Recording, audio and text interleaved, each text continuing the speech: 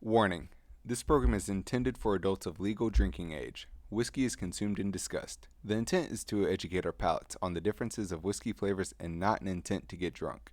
Please drink responsibly.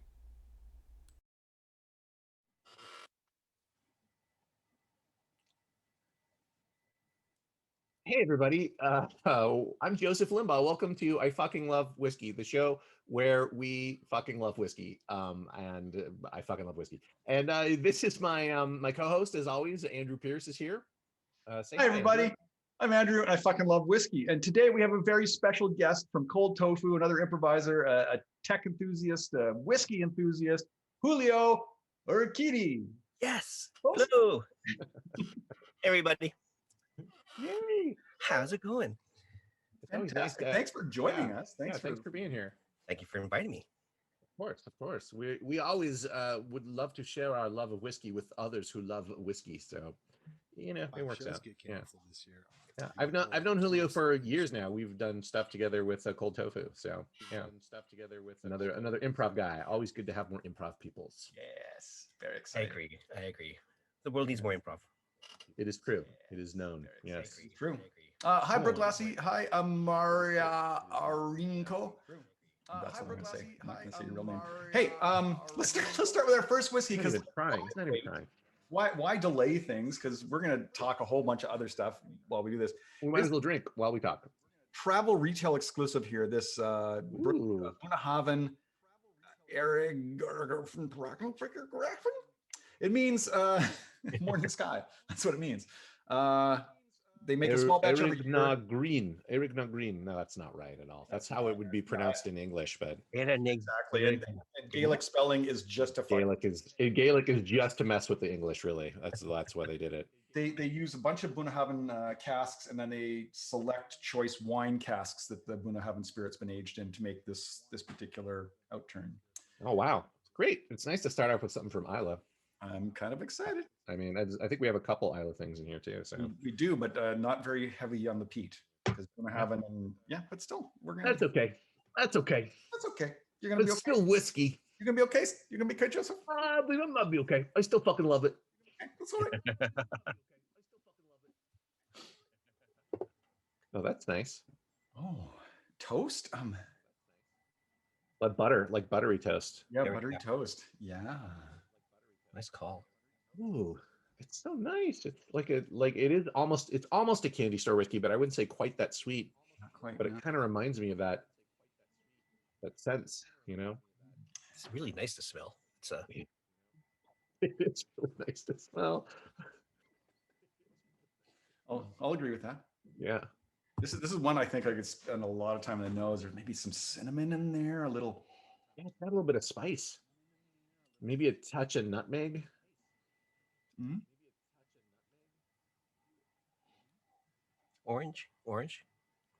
Yes, there's almost some floral notes. Like this to me smells more like something from like a Speyside almost, like, Mm-hmm.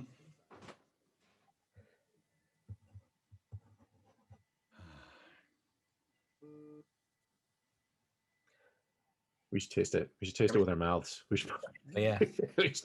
Palate. Like I said, it's one of these you could just sit in the nose, just live there.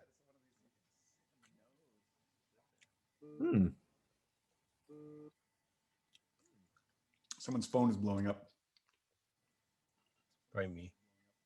It's all the people watching you going, "Hey, you look great, Julio." I will say this light makes you look a little redder than I usually am. Yeah, we've all been inside for a year. That's probably good for everyone. I think we're all redder than we usually are at this point. That's nice. It has like an interesting, like it's the nose is sweet, like lightly sweet, but there's a little bit of a vinegary taste in the flavor that I don't dislike. Like there's just like not quite that strong. Like it'd be like a really light vinegar, like a white vinegar, but it's like a very light kind of sour taste in there. That's very nice subtle. Finish. What's that? I like the finish. The finish is nice. It just lingers.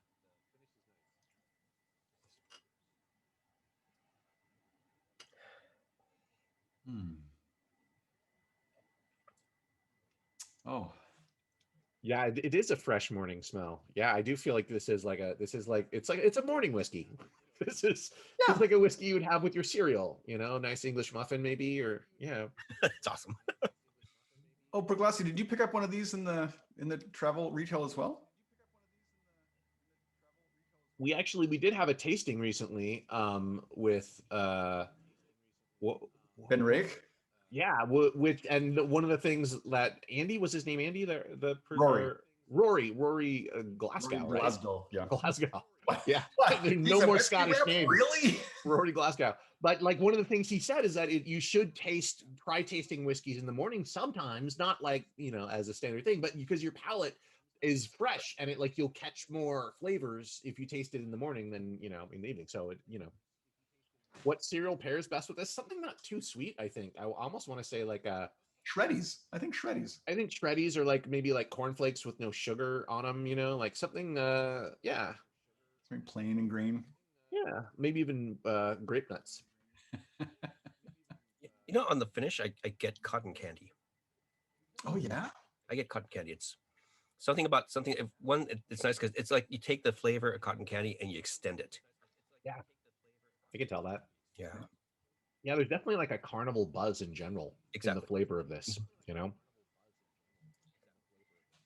It's like if this was a house, I think this would be like a carnival, but it would be like a really nice carnival, like kind of like an imaginary carnival, like you see in TV shows, but not made to be gritty, but made to be like, this is the nicest, friendliest carnival, like maybe like the carnies are bathed in the century.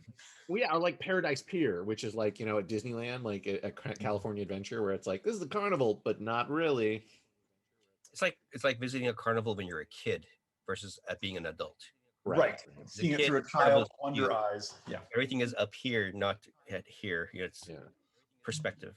More magical. You don't see the ground. Buttered whole wheat toast with honey. Yeah, that's about right. I think that's right. For Bessie. Yeah. And the finish, I get the almost like a balsamic in the finish, which is the vinegar you're talking about. Yeah, like a sweet vinegar, like a light sweet vinegar. Yeah. It's interesting, and now I can kind of get it in the nose a bit. Just as like an interesting little bit of a sourness. This is something my wife would drink. She doesn't like whiskey. Oh, that's great. It's a contention between us, right? But if I can find something that can bring us together, it would be something like this. Right, and well, you've got a little bit extra, so you can share with her. See if she does. But that could be the death of you. That could be the death of you, because or not. You might go, oh, actually, you know what? I do start liking whiskey, and then Yeah, that's true. That's true. It'll double our budget, but it'll be fine. Survive. Actually, that's one of the fallacies, is because like when you buy a bottle of wine, you better drink that bottle of wine 1 or 2 days, right? You can't leave it open. But whiskey, unless you've just got a little bit left in it, you can leave that bottle for a year or two. Amortized cost, you pay 60 for that whiskey, but you're going to come back to that like 10, 15 times. So we were just talking about this last night because we were talking about again, I brought this up earlier before the show. I like to taste the expensive wines I want to buy, but I don't like buying expensive wines blindly without tasting it. Right. And the thing is, you buy a bottle of wine, you're right. You want to drink, we try to drink it within the day, for dinner. We'll finish it because I don't want to hold it over too long. But, like I said, and so we can go out and pay $60 for a nice bottle of isosceles or $70 of Justin's isosceles. And again, it's just one night's worth of entertainment versus buying a nice bottle of Lagavulin or something like that, and then that will last us months, maybe. It's yeah. I mean, this has still got a third of the bottle, and I picked this up like 3 years ago on my trip to Scotland. So I mean, I can come back to this, enjoy it again and again. It's some bottles don't last as long as others, though. Some don't last as long as others. The Ugadal is just a nice whiskey to come to. I'd say I'll go to that. Classic laddie. Welcome, visitors. Thanks for joining us on I Think I Love Whiskey. I don't know why I didn't hold this up. Oh, we haven't scienced this yet, have we? Should we science it? Oh, we haven't not. And we got 5 minutes left before the next whiskey. So I'll give it a science. I think it's I like it, but it's not to the point where I'm like, I will never science this. So I'm gonna give it a try. We'll see what happens. Do it with you. It has a low alcohol content, so I don't know. It might not, be. Oh, Well, that's interesting. the nose is very accessible now. Wow. Yeah. Yeah, that does exactly what they say it's supposed to do, which is like open it right up, right? This is not a buttered toast. This is a buttered loaf of bread. Yeah. Yeah, like a really rich, where the grains are still in it, like they're hardly ground up, like a really Oh. there's nuts in the bread, just butter like slathered on there. Yeah. That's just out of the oven, warm. Oh, It's wow. like that nose was so good before, but this really Yes. as far as the nose, this is absolutely an improvement. What a lift. Wow.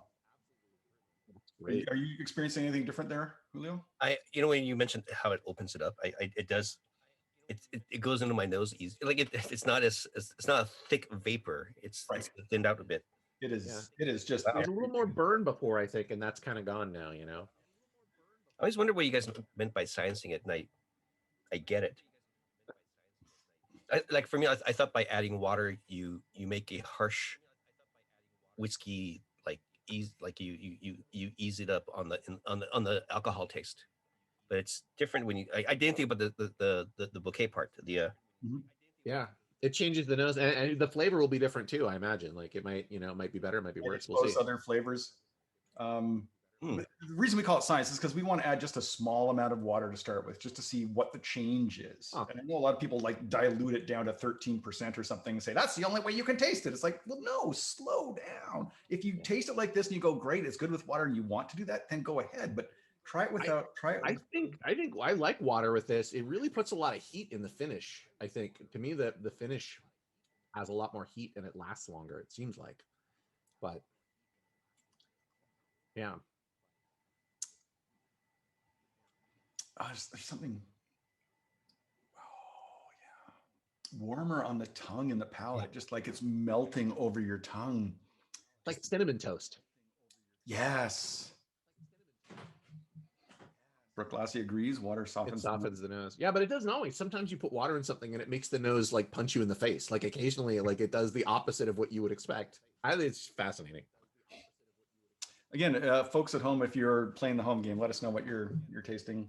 Yeah, whiskey. I know not everyone has this, so but tell us what you're. Yeah, whatever you're tasting, we like to know what you're drinking. I fucking love whiskey. He does. Secret between you and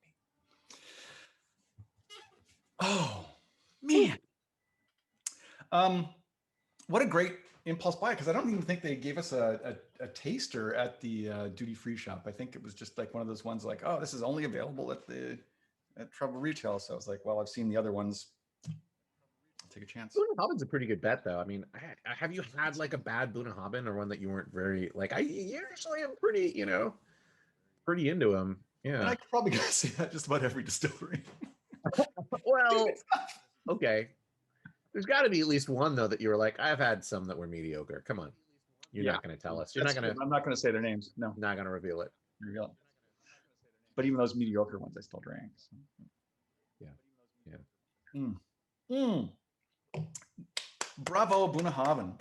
Good job. Hey, what's whiskey number 2? Are we ready to go on? I think so.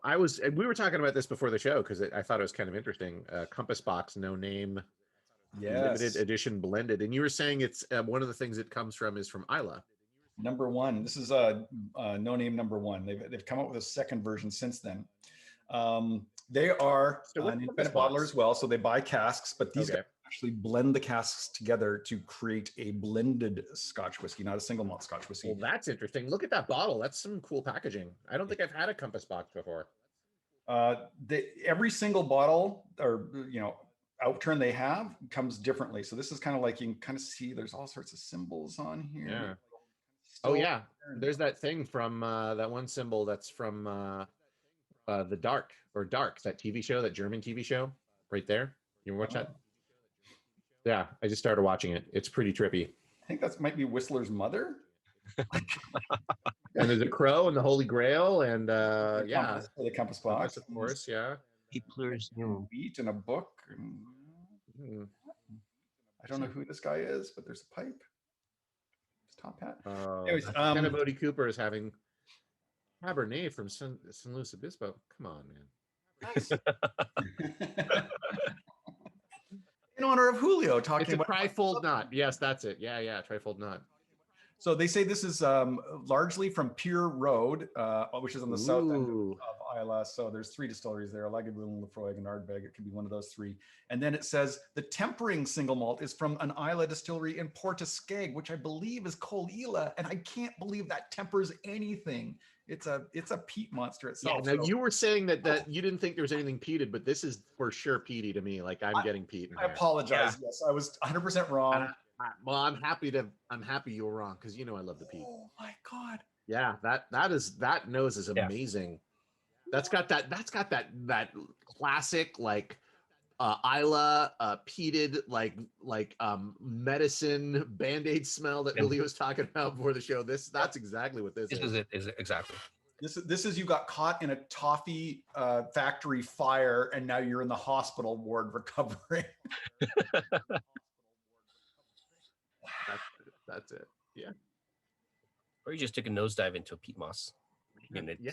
Or to me, it's just the hospital. Like I don't know that there's much toffee in here though.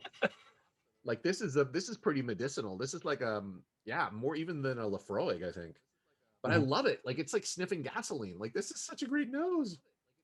Oh, Andrew's tasting it. I guess we should do. I don't want to force you. Yep. So it's 75% Ardbeg. They don't give the percentages. Yeah. But the majority is from something on Pure Road. And then my guess would be, Lafroig has the biggest output down there currently. So I'd guess it's Lafroig with some Col Ila. Yeah. Wow. I know this is early and maybe an outlier, but I'm gonna say this is my favorite whiskey. I would go with that. Like that nose is it just hits that spot perfectly of like this is what you expect from a peated whiskey. Like it just really in a very precise way. Like it's not like a crazy overwhelming peat. It's just like there's just a really specific nose, and then the flavor does not. It really complements that. Not disappoint. Great. They said to add a dimension, the fruit character, and an ethereal element, we've added a small portion of malt whiskey from a much-loved distillery in Northern Highlands village of Brora. And if you Google Brora, it will be very obvious which distillery that is. And come on, Andrew, not Croftagina. Someone will put it in the chat in any second now. And then we finish things off with just a touch of malt whiskey finished in a French oak. So they don't tell you where that one's from. Feinlich, that's it. Thank you, Brooke Lassie. Wow. Oh, that is. I think this might be an all malt blend. I don't think it has any grain. Well, you got a pretty heavy pour there, Andrew. Look at you. It spilled. It just fell into my glass and it happened to be super delicious. The cork was off the top and I was pouring and I was like pouring down here instead of up here. And then I feel, yeah. What were you saying, Julio? It just went bump. It just bumped his elbow. Happens. It's my trick elbow from my football days. The San Andreas faults. Yeah. Blame it on San Andreas. 0.4 earthquakes that happen, or 4.0 earthquakes. Yeah. I feel like I can't ask you to science it because you have so much. Like no, it's too soon for me to science. It's too much of a risk. I'm probably coming back for this after the show. Clearly, yeah. What are we getting? Peated maple leaves, I think, is a good description for sure. Yeah, it does. To me, this is more than caramel. This is like maple, like a mapley, like maple candy. In the palate, I get maple syrup, just drenched maple syrup. Yeah. Maple syrup flavored gasoline. Yes. Yeah. Yes. It's like what the cars run on in Candyland. Like when you go to fill your car up in Candyland, it's like, my car needs more maple, and you're the wheels are made out of like peppermints, those round peppermints, and wow, Delicious. Problem with Candyland is if it ever rains, like that entire place is destroyed. Oh yeah. Or just take a straw. Rains, gumdrops. Sorry, what? I was gonna say just get a straw. start drinking. Get a Get a straw runoff. and diabetes.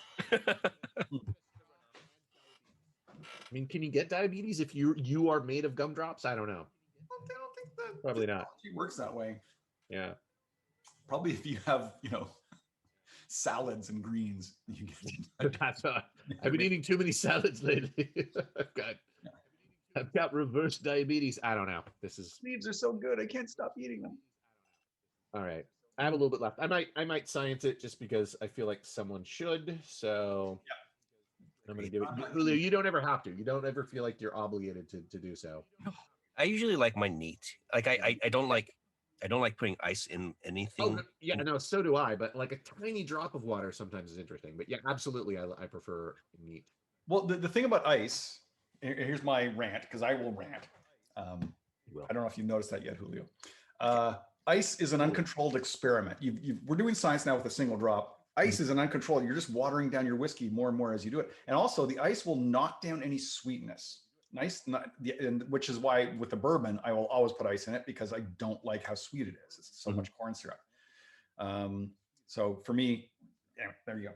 Here, I'm done. Wow, Brooke Lassie has thrown some specific notes at us, and I can't disagree. Well, I mean, disagree. Brooke Lassie is like just she's got a good palate. Yeah, got good palate. Yeah. Spice stone fruit tarts once the peat slinks out of the way, and white pepper. Yeah, especially now that I think I put some science in it. For sure, that white pepper is there. Wow. Oh, that is such a great specific note too. White pepper, because it is like more like a white pepper than a regular pepper.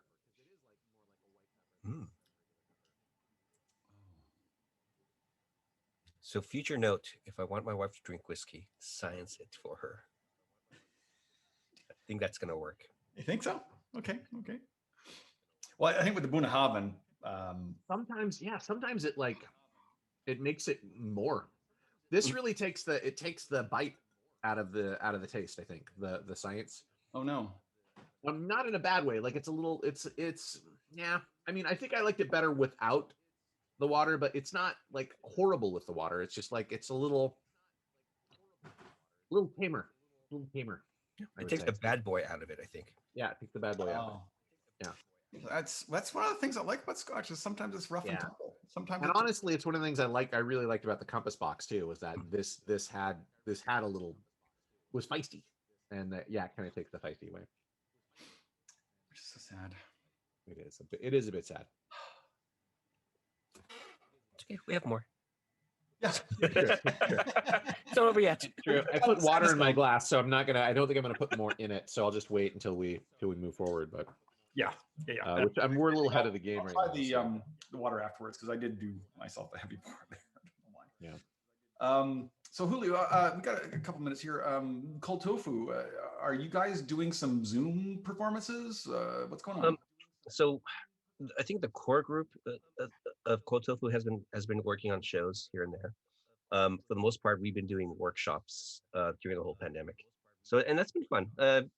It's the fun part about being, especially like with the workshop parties, you work with a whole bunch of different people, like new people. And so, that's the fun part about improv is like, you never know what someone's going to bring to the table. And if you work with someone for a long time, it'll be a good show because you work with each other. The challenge is when you bring people in who are new, and it helps tune you because you learn to work around them or you work with them somehow, and so it's been a lot of fun. It's other than the fact that we don't do anything physical on stage with each other, we still have this square around us that we still work with, and it's like I said earlier, it's a challenge. It's a good challenge. I've been able to focus a lot more on character work. I don't have to worry about where my arm is or where I'm standing or anything like that. And that might be a bad thing later on when we're back on stage again. You're standing like, come over here, I'm very angry. Yeah, exactly. And so we'll see how it goes later on. But for the most part, it's been kind of like we've been really good about staying home all the time. And so for me, Zoom has been great because I've been able to catch up with a whole bunch of people like from my old jobs or my high school friends. Right. Been setting up reunions here and there. So and same with Cold Tofu. It's like, we've been able to keep the company going through the Zoom. Not that I'm advertising for them, but in general, these type of applications have been very helpful. I mean, imagine if this happened back in the 80s. It would totally suck. I mean, like, holy shit, yeah, that'd be unbelievable. Yeah. Oh my god, yeah, that would have been. Yeah, that's an excellent point of view. Hey, what book are you reading? You hear modems in the background.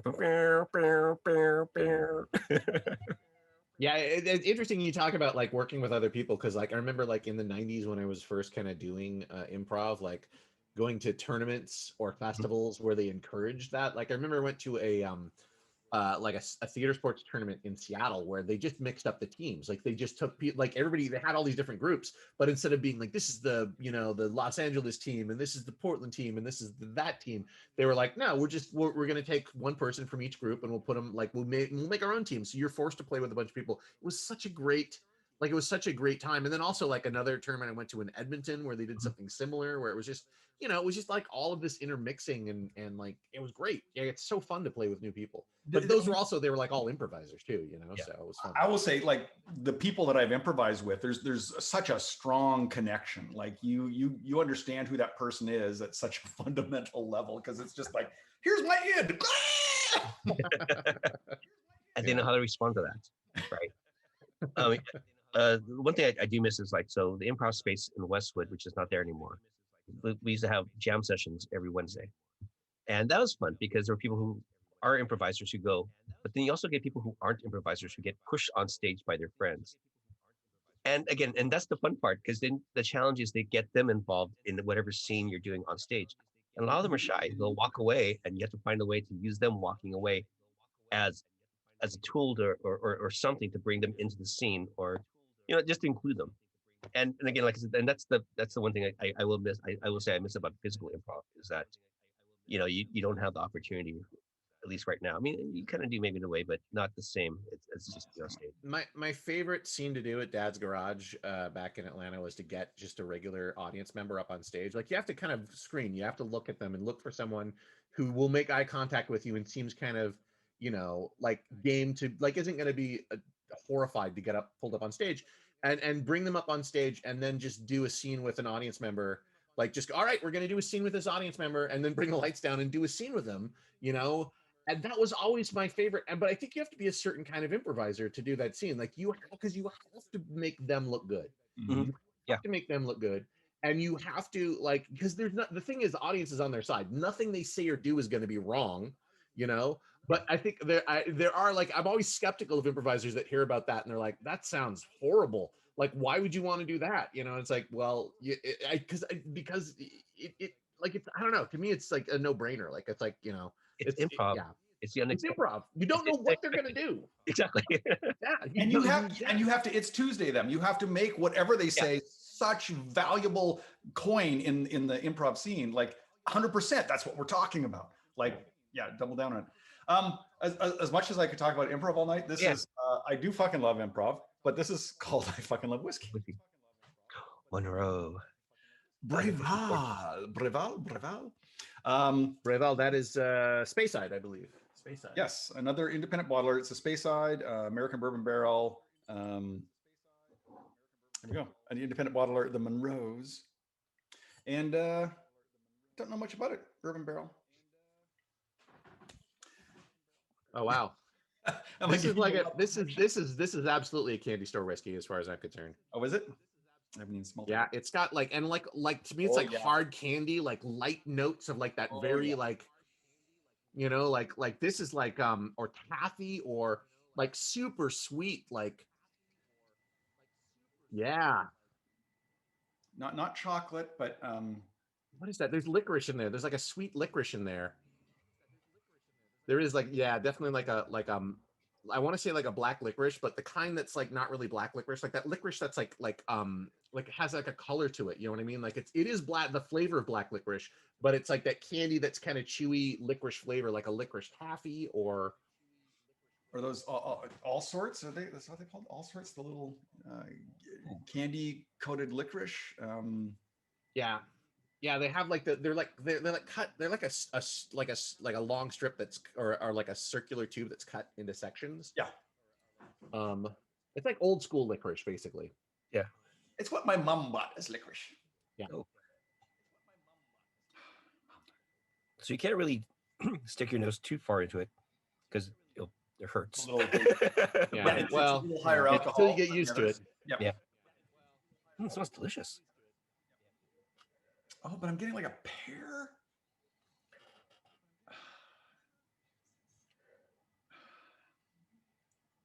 Oh wow, that is great. This is also, Oh, I think this is probably also my favorite whiskey, but that this is is my favorite whiskey. Wow. that has a heat to it. Like Mhm. that is definitely a jump up from where we at here. Yeah, 55.6. So yeah, This is a pear dessert stewed Wow. in like brandy. some liqueur. Like I think like a licorice liqueur. Like maybe like absinthe, like a pear stewed in absinthe, you know? Yes, a pear stewed in absinthe. I think that is. But it also has some spices in there, like allspice maybe, or anise. Yeah. I think there's like, it tastes like anise. This just took top spot for me. This is really good. Yeah. This is great. That hits your spot. It's a top spot for me. It's my top spot. It's from the three we've had so far. This is your favorite. Yeah. Yeah. It's Julio's favorite whiskey. We have little badges going on in the Twitter, so the Twitch, whatever. What is it called? Twitch. Thank you, Thad. Hey, you know what? We should. We fail to do this off the top of the show all the time and just mention them at the end. Thad, thank you so much for being our tech. I mean, you're an absolute awesome part of the show. All the magic that you're seeing going on, the tasting notes, the current whiskeys. That's all, Thad. Thank you. We couldn't do the show without him. So And he just got married 3 weeks ago. congratulations. You might not have heard this so far. I know. I'm going to toast him every. Yeah, and we would check in with him, but I believe he's not drinking today. So He's not tasting tonight. Yeah. No. He's gearing up for his shot. yeah, because I'm always interested to hear what Thad's tasting notes are. Thad's got awesome. He's got some good thoughts. Yeah. It tastes like watered down famous grouse. Wait, are you talking about what we're tasting right now? Hooded Phantom. Do you have this? That's a strong opinion. I don't I don't think that's. I don't agree with that. I don't agree with that at all. No. But of course, I fucking love whiskey, so It doesn't matter. yeah. Oh, there's something savory in the finish. Something Mhm. like a baked good. See, this It's dumpling. for the show. This is the worst show for me to actually be participating in, even though I'm one of the hosts, because I'm terrible at identifying what I'm tasting. It's like a dumpling or a meat pie, I think, is what I'm getting. That's what I think. Something like that. This reminds me of somewhere like, I don't know, like going to like being immersed in another culture. Like that's what this entire whiskey reminds me of, like, and just like interesting flavors and like you know, stuff happening that around you that's, you know, people speaking in a different language, like just a generic other culture. Like I don't know what culture it is, but it just that sense of like being kind of out of place but being excited and going like, oh wow, this is awesome and They're different. bringing you over trays of food and you're trying. And you're like, oh, like, you're what- tasting them and what, yeah. what did I just eat? Is that I don't know what that is. Yeah. Yeah. Don't put watered down famous grouse in there. That is not.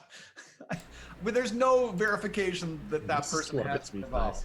I clearly put an asterisk there, which means there's something special about this one flavor.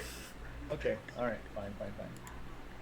It's a really nice, warm, like it's just like if you were stuck on a mountainside in the snow and you had one thing you want to drink, Yeah. this would warm you up.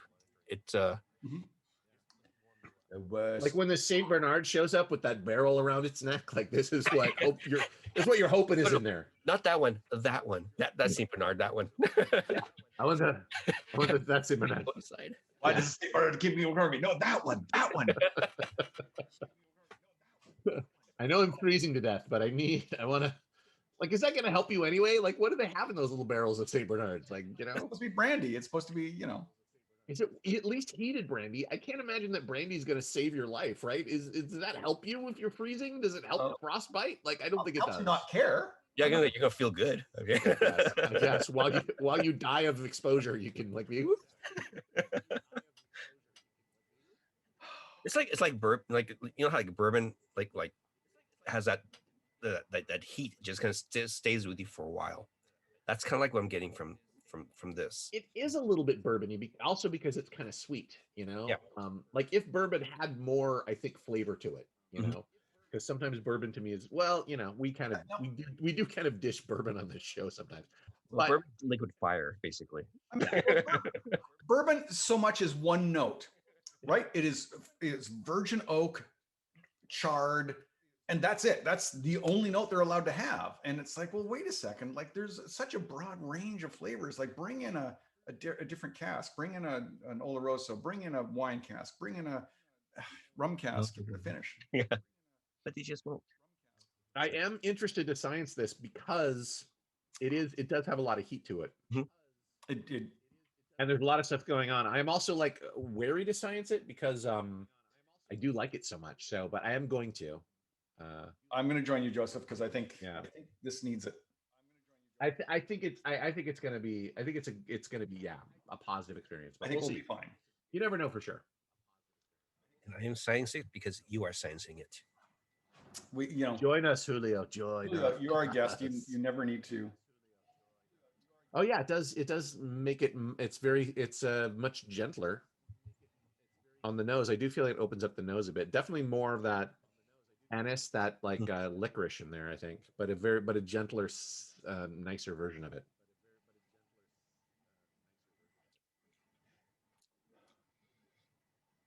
That changed a lot. That changed a lot for me. Yeah. Yeah. Did you taste it? Yeah, it's so after adding the water, it's not as harsh. I mean, it wasn't that harsh to begin with. It does smooth it right the fuck out. Yeah, though. it does. It really does. Huge. It's a huge difference.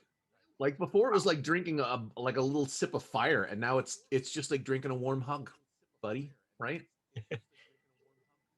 Yeah. Holy moly. Yeah. I mean, I think I like this with water. I think it makes it a bit more accessible to me. Yeah. I agree.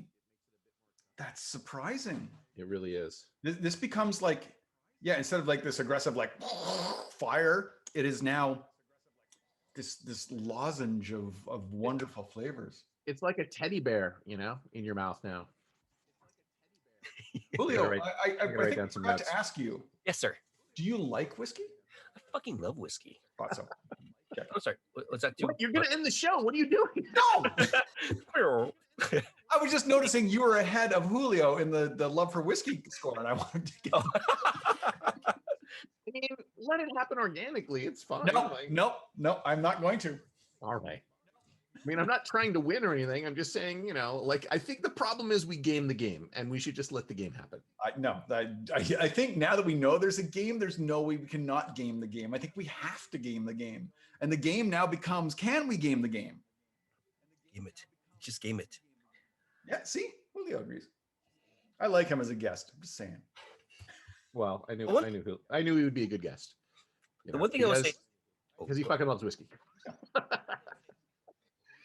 I mean, I'll say the one thing I learned from today's show is by sciencing it or by adding water, I can include my wife more often. Oh, that's great. It could be a family thing now. I'm sorry. That's a good discovery, I think. We're all about sharing whiskey. So, I mean, and it's more fun to drink with someone else. That's why we do the show. I mean, that's why we do the show. And whiskey has, traditionally, it's changed an awful lot in the last 20 years, but it has been traditionally an old fuddy-duddy thing, and it shouldn't be. It doesn't have to be. This is an amazing flavor that this stuff has. Yeah. So, Ionox gets a point in the chat. Thank you. Yes. If Thad could give points to people in the chat, he would. Well, he will one day have that technology, I think. I don't know. His tech skills are limited. Are you trying to get your what? Bruichladdich said, drinking a warm hug. Yeah, That's beautiful. That's beautiful. that's really nice. That's Yeah. beautiful. My love for whiskey score is about to go negative. I'm pretty sure. I love you, Man, Thad. this is so good. Yeah, there it is. So good. Oh my gosh. Yeah, I really like that with water. Like it yeah. It is. And I don't normally like, I feel like sometimes when you put water in something, it kind of takes everything back a little bit. And that I don't like that. But like this was so strong And we've coming had, out of the gate that it's just nice with water. I Really agree. nice. I'm with Julio. Like I like my stuff neat. I will not add ice or water to just about anything. If I'm drinking alone, I will not do it. Drinking alone, not in this show. Nice. I can't remember what the point is. So but tonight we've had two where I think we've said water's better. Yeah, Yes, that is awesome. I agree. that is awesome. I rib him because I love him.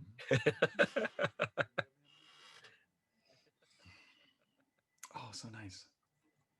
Hey, wait a second. I've got some extra bonus points going on in my corner. I just noticed.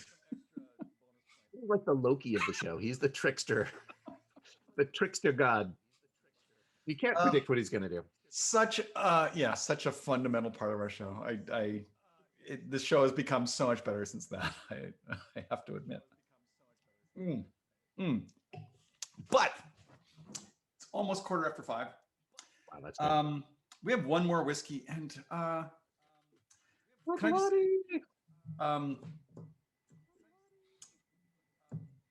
this distillery is one of these rogue distilleries where they brought in a whiskey master from Beaumont, and basically Jim McEwen could do whatever he wanted with whiskey and just experimented like crazy. The owner of the place was very about terroir, about taking what is Islay, what is local, and putting that in the bottle because that makes sense. So sourcing barley from that farm, getting water from this place, doing everything local and making this the flavor of the region. It is, of course, Bruichladdich, and this is a Micro-Provenance. So they've listed the farms that they got the barley from on the label. It is very, very specific. This is a single cask from these very specific regions.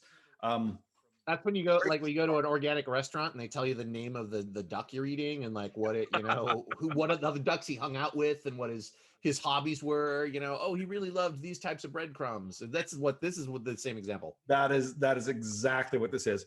And people thought they were nuts that this would not survive. If I'm just going to give a pitch. Our first guests in this season were the Water of Life film director and producers, and that film is just remarkable to see. So if you have a chance to see the Water of Life movie, it interviews Jim McEwen, it interviews other Scotch pioneers that have taken this stuff, because single malts really only evolved within our lifetimes. It's a very recent thing. So very interesting to see. Oh boy. Yep. Get on that. Whiskey alert. Favorite whiskey alert for sure. Like it's, wow, it's so. Oh my God, that nose is so it's just savory in like the most delightful way. Like it's just like butter, like salty, delicious. it just spreads on your tongue. I haven't tasted it yet. But... Oh, sorry, I jumped. No, you can taste it whenever you want. There's no timeline here, Julio. Yeah. It is a beautiful color, yeah. I wasn't expecting this. The nose is so unique. Like it's not a candy store nose at all. It's very floral. Very floral. But it is floral, but like not like flowery flowers. Like it's flowers that are like that have like a weird kind of smell to them, like a smell that's like it's nice, but it's not cloying at all. Like it's very, like I want to say savory, but it's still kind of sweet. It's like it's almost like a hot buttered rum, but one that doesn't have a lot of sugar in it. Like more of the butter and the rum. Bruichladdich says honey poured over brimstone. Wow, Yeah. Man, Good. she should do the show, and we should be fired. Oh, damn it. You know it's If true. only she had thought of it first. Oh God, how could anybody do a show like this? No one else could do it. Drinking whiskey on a podcast on Twitch, like that's No one could do this impossible. show. It's impossible. It's impossible. No one could replicate the show at all. Yet you did it. Yet if they want to replicate it, I want to be on that show. Somehow we managed to do it. Oh my gosh. All right, I'm gonna taste it. I mean, I watched the Water of Life film and I learned more than I knew about the Jim McEwen's history, and he was allowed to experiment like crazy. And like, this is the result. So more distilleries should let their head distiller. I feel guilty that I said anything else was my favorite whiskey before tasting this, because this is my favorite fucking whiskey. But like, this is so good. It's so different than the three we've had previously. So good. It is so good. It really is very different, but man, it is smooth, but also has heat to it. It's got a savory bite. It's like, yeah. I totally It's get like the flavor. it's like I'm cutting my mouth with a sword made of buttery bread, you know? And it's got that kind of Oh, gravelly thanks. Thank you. fizz Thank that you for get from the acknowledging my body. haircut. Yeah, thank you, Mo. What It was about time. did it just after I talked to you? No. I got my second vaccination, and I was like, now I'm getting a haircut. I couldn't stand it. It was kind of a little floppy last week. Same. This is I don't know that it's ever been this short. Like maybe since college. Like this is real short. Like I could play a military character probably. Go shorter. I don't know. I mean, you're tempting me, Julio. You're tempting You know, me. it's so convenient. 5-minute showers, you're You set. never know though. Like the thing is, like you never know until you do it. Like what your head looks like, because some people like, you know what I mean. You look great, but it's like once you get down that far, it's like some people is like, oh, you should have done that, and then you have to wait. You know. I think I have a ridge. I think if I went all the way bald, I have this ridge. I don't know. Maybe not. A little bit of a cone head. Well, the good thing is hair grows back. And pandemic, you're stuck at home. It is not. Okay. really Oh, growing. sorry, you're right. Okay. But Joseph's hair will grow back. I'll be selling over here. Knock on wood.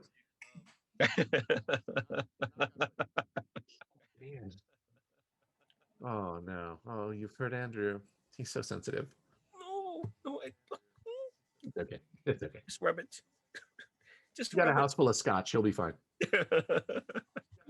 Man, this is so good. Like this is another one. Like has such a specific and nice like palette of flavors. I don't want to science this. This is the first one today that I was like, I do not want to science this, because it's like the balance is so right there. Like it could just toss it in the wrong direction, you know? It's very smooth. The And finish is not sweet. It is almost bitter. There's a bit of sweetness in it. I think there is like, it's almost like there's like it is bitter, but then there's like sweetness underneath it to prevent that bitterness from getting too strong. And interesting, like Julio says, yes, this is the smoothest whiskey we've had so far, but also the highest alcohol content. Like that is, how does that happen? You know, that's crazy. And 12 years old. The bitterness mostly comes out in the finish for me. Like, yes, I get the sweetness in the beginning, but the finish is all this bitterness, and it's not like a lemon bitterness. It's a Bruichladdich, help me. It's There's definitely a fruit there. There's absolutely on. No. There's absolutely a fruit. There's some fruit profile there that I'm getting. Got it. Gum? Flan. Mm-hmm. Yeah. I get Yeah, I flan. can see I'm that. sorry, it's weird. I get flan out of this.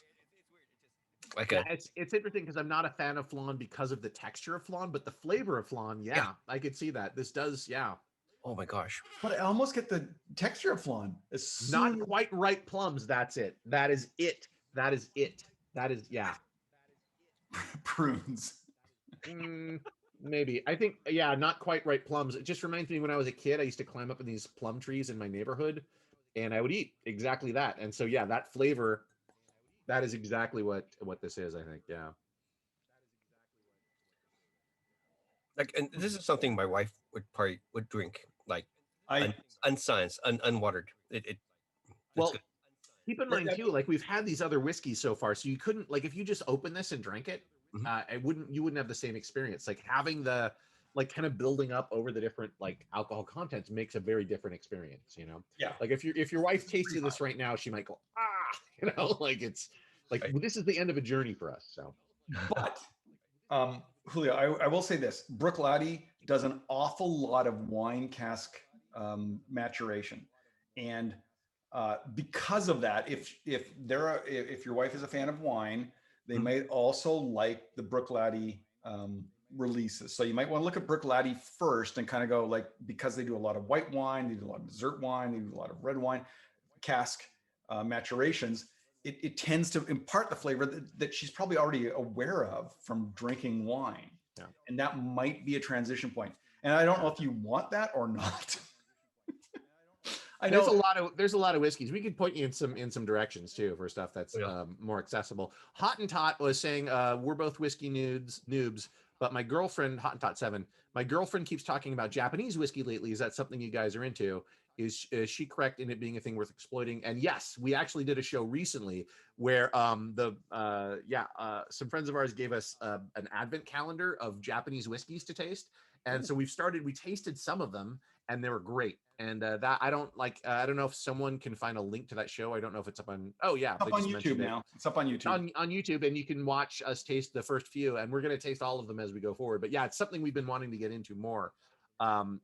It's great. Yeah, it's a little more expensive. I think it's hard to get. It's harder to get.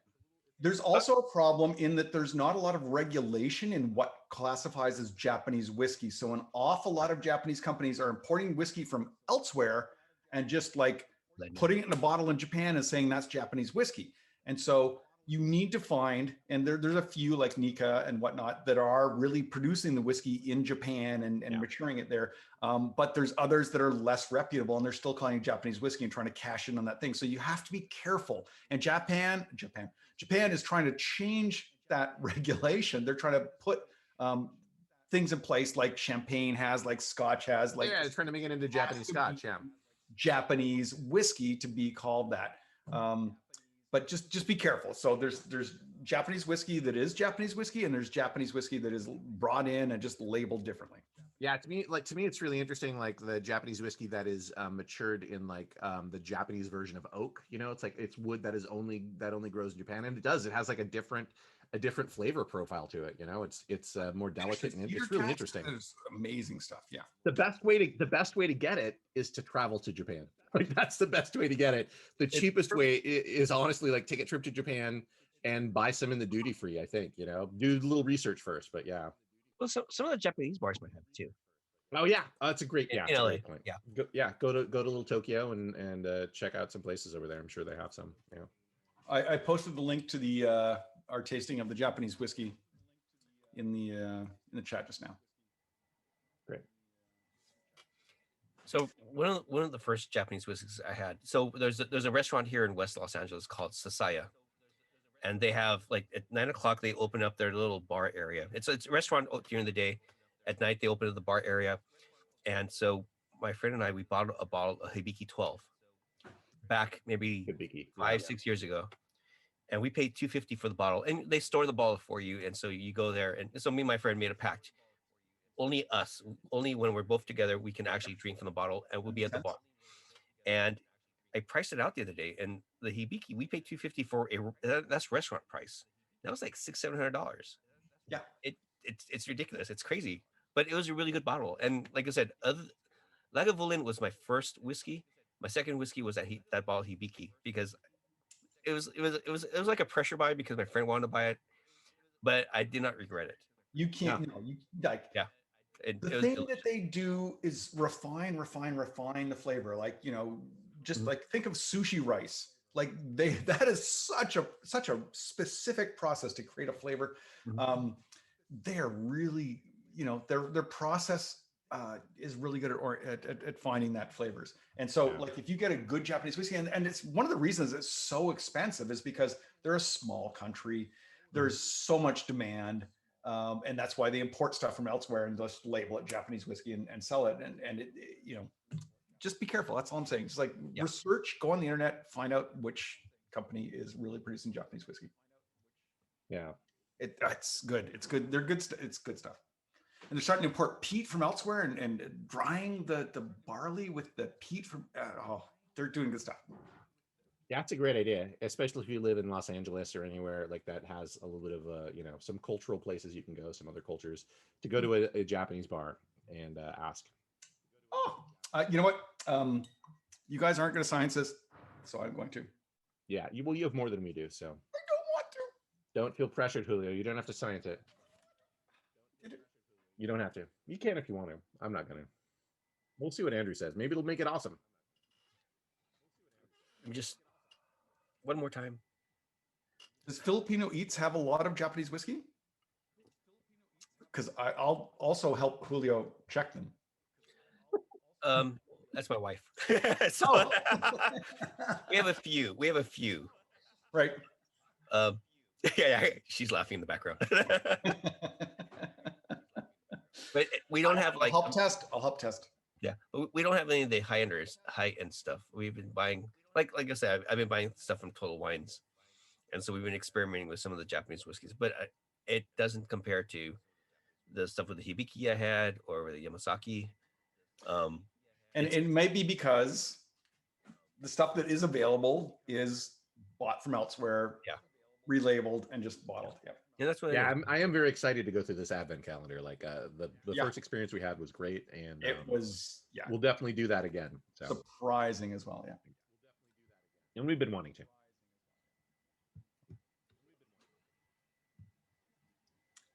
I mean, it doesn't hurt it. I get more butter in the flavor in the palate. Right. Are you sciencing it? It looks like you're sciencing it, Julio. Yeah. Yes, I'm getting ready.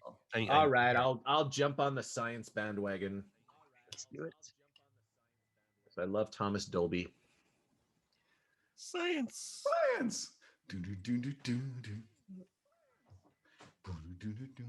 Blinded me with science. Yeah, no, that's definitely more buttery.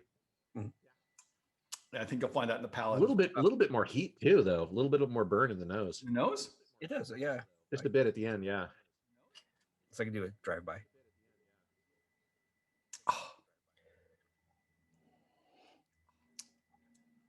Oh wow. Then you would definitely not want the Compass box, because that was like a Band-Aid. That was definitely like sitting in like a medicine closet.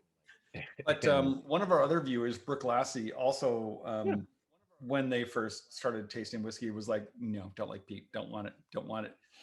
Then they went on vacation and they were like trying all these whiskeys randomly at a bar and they didn't know where they were from. And then suddenly they kept saying, oh, this one. And they were all peated whiskeys, and suddenly it became a peat head. So you will join us. You will join us eventually. Let's start with the nice ones. Start with the ones you like. Yeah. Yeah. Now peat is the gravity well that will draw you in eventually. Yeah. Bruichladdich, you're a peat head. It happened. I'm resetting. Oh my god! I love this whiskey. It's so good. It's so good. Whiskey, like there's no question. There's zero question. Yeah, this reminds me of like a Port Charlotte, like a really like the MCR, or like something that just has that sort of same MRC. MRC, yeah. And I mean, it's essentially the same spirit except not peated. Yeah. Jim McEwen was just like doing this random, like Joseph. I have to get you to see the film, the Water of Life, from our first guests this season. Didn't they send us? I think they sent us a link, didn't they, so we can watch it? I thought they did. Did you get one? I watched it Thursday. Yeah. Well, yeah. I'll look for it. It's amazing to just see just how, because I mean, whiskey was very staid, and went through a very big nadir in the 80s and 90s where like distilleries were closing all over the place. Really great use of the word nadir, by the way. Thank you. You know, I am a geometric computer graphicist. Don't push it. Just take the compliment. I can't keep talking. So it went through a nadir in the 80s. But then just like, you know, the resurgence and like single malt. And I think Jim McEwen, especially when he was let experiment at Bruichladdich, he was like let to do whatever he wanted, and like they were coming out with new expressions every week, which was crazy. It's like for collectors, they were like, wait, no, I can't get every one of those. See the movie. Tim and Greg, thanks for being on our show, and they did such a great job in putting this movie together. Check it out. Check it out. Water of Life. What's your favorite whiskey? What's your most favorite whiskey? Is a question from Julio's wife. I mean, like I generally like the one that like is my standard go-to, like that I like Port Charlotte. Like I like just like a Port Charlotte and like a standard. Like Ugadal is something I drink frequently, but I think like the Port Charlotte to me, like that flavor profile is just so good. And in fact, the one I just mentioned, like the MRC, the MRC 01, yeah, which you can't get anymore, but hold up. That was a great whiskey. But yeah, Port Charlotte I think is but I mean, it's peaty. It's all come from Bruichladdich. All the ones you mentioned come from Bruichladdich, and it's really Jim McEwen's legacy of saying like, let's take wine casks. Why not?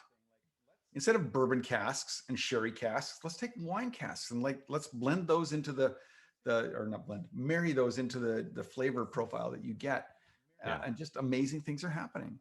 And now it's like super popular. Like a lot of people are using wine casks for this stuff. A lot more people, and it's because of Jim McEwen, who is like a hero. He's just like, and then you see him on this thing, and as our friend Jim Looper met him on a Zoom chat, and he's like, I was totally intimidated. And then I after 5 minutes, I was like, oh, fuck yeah, no, I'd have a drink with him. He'd have a drink with me. He'd be so happy. He's like, oh, you want a dram? Okay, let's go have a dram. All right. Oh yeah. What? Oh, I made this.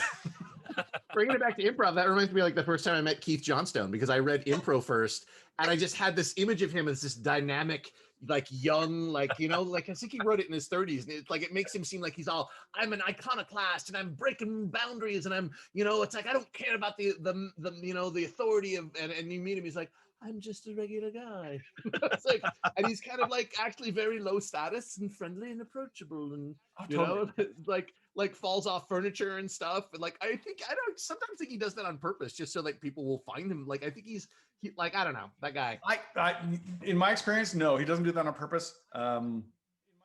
Every class I took with him, he would come to the whiteboard or the chalkboard and go, if you can draw a perfect circle, you're insane. And he would then just draw a perfect circle. Like, okay, what are you trying to say? That's awesome. I live in Norway. We have a government alcohol monopoly, but they seem to have quite a few varieties of Japanese whiskey and information. Oh, great. Yeah, cool. Yeah, cool. I mean, Google it, check it out. Make sure that the brand you're buying actually does distill in Japan or Scotland. There's good stuff in Norway. They've got, and even I think they have like, there's some Scandinavian distilleries that are really good that we can't get here, which I would love to taste. Maybe do an exchange. Why can't you get them here? No import stuff. Yeah, it's, you know, laws. No. Laws. It might be awareness too. Like Scotch whiskey sells here, bourbon sells here, but I don't know that people know about Scandinavian whiskeys. And like on Instagram, I see a lot of them where I'm like, I would like to try that, and it's like I can't find it anywhere. Yeah, we've had some great French whiskeys on the show. Like, you know, I definitely would like to try some other whiskeys from different places. For sure. Hey, so good. Julio, I don't want to lead the witness, but yes, go ahead. Again, I don't want to get totally serious with you, except I'm going to get totally serious with you. It's going to happen right now. Here, it's come to whiskey moment. I fucking love whiskey. I have to ask the question because I do. I you know, it's because I mean, I love wine, but I fucking love whiskey. I like wine. I like beer. Yeah, I like other stuff, but I fucking love whiskey. Yeah. It's bang for the buck. I mean, it's just in general, just whiskey's just easier to. Again, like it's earlier we said, you know, you can pay $60 for a bottle of wine, drink it one night. You pay $60 for a bottle of whiskey, it'll last you a lifetime. Yep. I mean, certain lifetimes. Depending But yeah, on who you are. Depending on how good it is, maybe like a year. Yeah. If it's really good. 3 years. It can last you 3 years. 100% it can. And for me, it's just the variety. Like tonight, even like the whiskeys we've had, you were over here, you were here, you were here, you were here. Like it's this broad range. It's a spectrum. Oh, my goodness. That's our show. That's our show, really. I want to thank Outpost 13. I want to thank you, Julio, for being our guest tonight. I want to thank you people for joining us in the chat. Thank you for joining in. Like it makes it so much more fun for us talking about what you're drinking, what you're experiencing. Thank you, Thad, for doing our tech. Thank you, Cody Bushy, for our bot. Thank you, Aaron Harvey, for our graphics. Who am I forgetting to thank? I can't remember. People who make whiskey for making whiskey. Yes. thank you, Andrew. Yeah, thank you, Andrew. Yeah, thank you, Andrew, for giving us whiskey. Yeah, and No one's ever thanked me. I thank you all the time. Every time you drop off this whiskey, I'm like, thank you so much. Come on. Yeah, the kisses are a little excessive, though.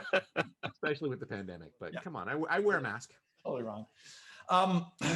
If you are not a subscriber to Outpost 13, please subscribe. This channel is phenomenal. There's improv and other shows that are adjacent to that are happening all the time. Fan fiction, which talks about fictional characters and two women's fantasies around that. Oh, you just have to see it. It's sexy and fun. Yeah. Tonight, Tales by Fire. Timothy does a single person RPG, and we're gonna have him as a guest in May.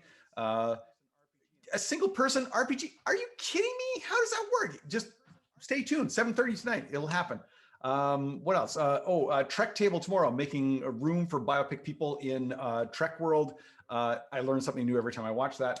And other good stuff. So please subscribe to the channel. You can do it for free. You can subscribe to one channel for free if you're an Amazon Prime customer, which, come on, you are. And I think that's about it. Joseph, what's coming up with for you? Blackbirds. Should people be Blackbirds? Yeah, you can check out blackbirdsrpg.com.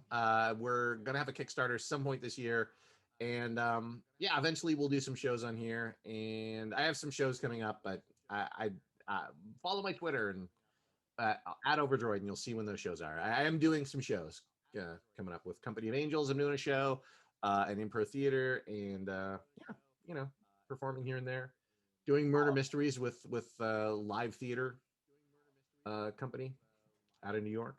Yeah. What about you, Julio? What are you up to? Yeah, what's going on? I'm just working. So my day job, I'm an IT guy. But at night I write. Again, IT. So it's I can't escape it. It's work, but it's fun. And that just improv wise, we're still, like I said, we're still in pandemic mode. So a lot of it's just over Zoom. No shows yet, but we'll work on it. Well, let us know. We will publicize them. Thank you. I appreciate it. Yeah. Good to see you. It's always good to see you, sir.